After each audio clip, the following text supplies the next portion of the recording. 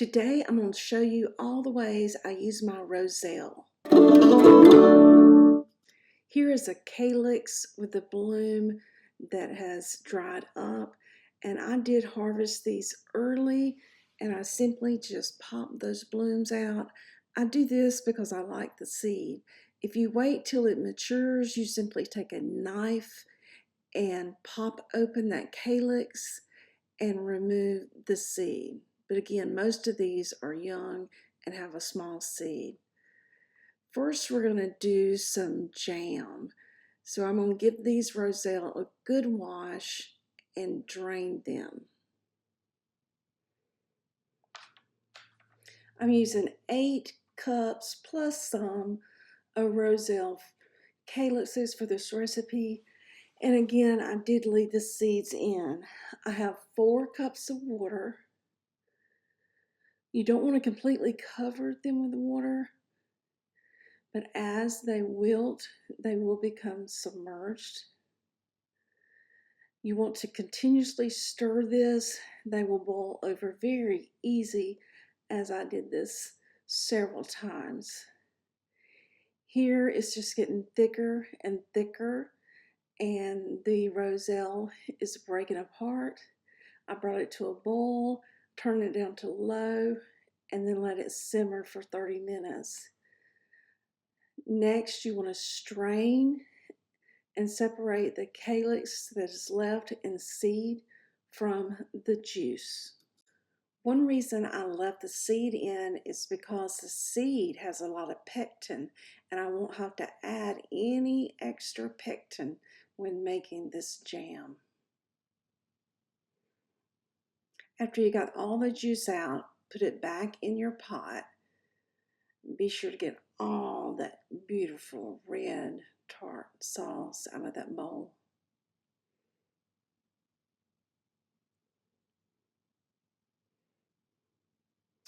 Then we're going to add 3 cups of sugar. Typically you add the same amount of sugar as you have product. I'm cutting down. I had 4 cups of juice, but I'm only adding 3 cups of sugar. You let this cook until it passes the plate test where it does not run on the plate. Then you will pour it into your clean jars, leaving a 1-inch headspace.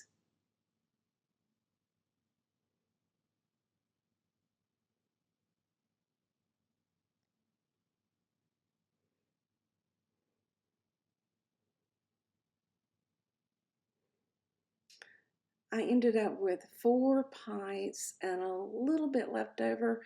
So I'm going to put this in a small jar and stick it in the fridge for us to snack on. And it's setting up really well. You can tell how thick it's getting here.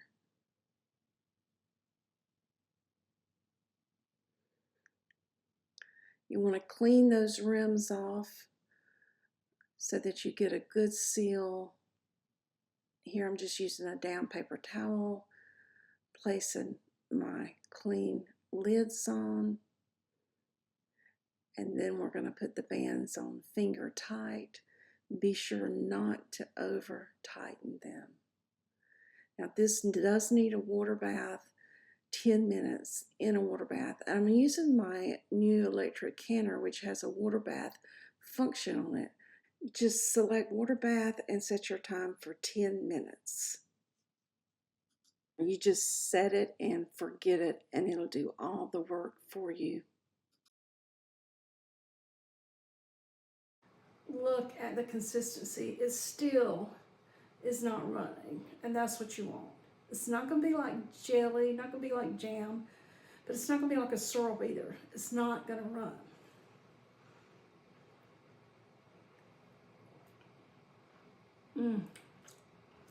So good. It's been 10 minutes, so I'm taking them out of the pressure canner and I'll let them sit on the counter 12 to 24 hours, remove the lids and check for the seal, and then label them and save them for later. The second way I use the Roselle is I dehydrate the seeds and the calyx in my dehydrator for 148 degrees for 9 hours. Now these calyx have the seeds removed. I can use this later in tea, in wine. I can make some more jam. It's just an excellent way to preserve Roselle.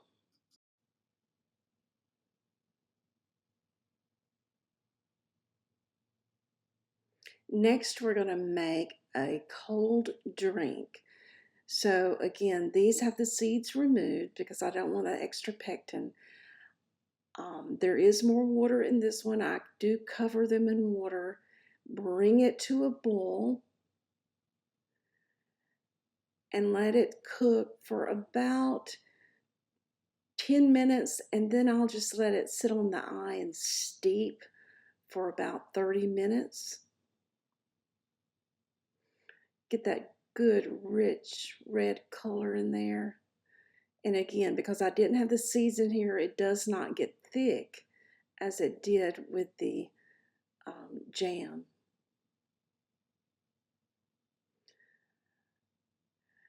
So to this cold drink, I'm going to add lemons and some satsumas.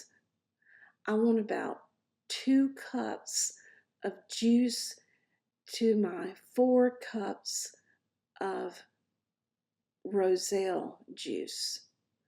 So I'm simply just going to peel these, and I've got a little Pampered Chef squeezer here, and I'll just squeeze until I get about 2 cups of juice. These are some satsumas that I grew, and also some lemons that I grew. So all of this is from the garden. You can substitute other juice in this.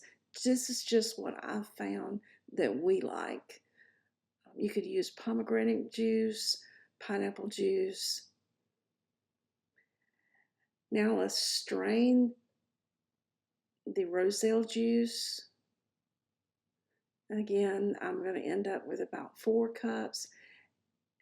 And because I removed the seed, it's not thick as the jam was. I'm still going to strain this, and do not throw away this leftover pulp. I'm going to show you what you can do with it also. Next, I add about 2 tablespoons of honey. You can add more or less. I also have used some agave in making some. Just stir that into your warm juice. Pour it in your pitcher.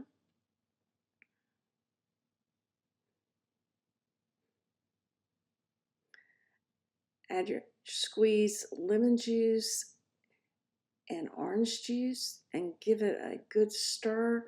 Then I fill the pitcher up with ice cubes to cool it off immediately.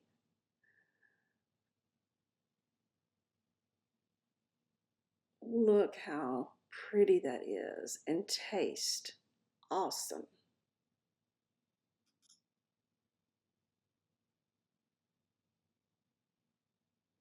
So here's the pulp. I'm also going to put it in my dehydrator and dehydrate this. And I'm just putting it in here with the Roselle seed and calyx, and there's about 6 hours left on there. If I need more time at the end, I'll just simply add more time. So here I am the next morning, and I'm going to take out the seed. It's completely dehydrated. It's crunchy. Again, it tastes like sort of like a sunflower seed. I've ground this up and actually made a warm, kind of like a coffee, or I'll just eat them raw to snack on. Here's the calyx after the 8 hours. They're crunchy, completely dry, and I'll use this to make some warm tea throughout the year. Now here is the leftover pulp. that's completely dried, I'll just crumble it up. And this is good as a snack. It's sort of like, I call it Roselle chips. And I'll take this old coffee blender, they're really cheap at the big box store, and grind this up into a powder. And I can use it several ways in my coffee. I can make a drink out of it. And with this little coffee grinder, you can blend it up fine or leave it a little chunky. I hope you enjoyed this today, all these ways to use Roselle. And I have plans on making some wine and showing you that step also. So be sure to stay tuned. And next, we'll make some Roselle wine. Thanks for watching.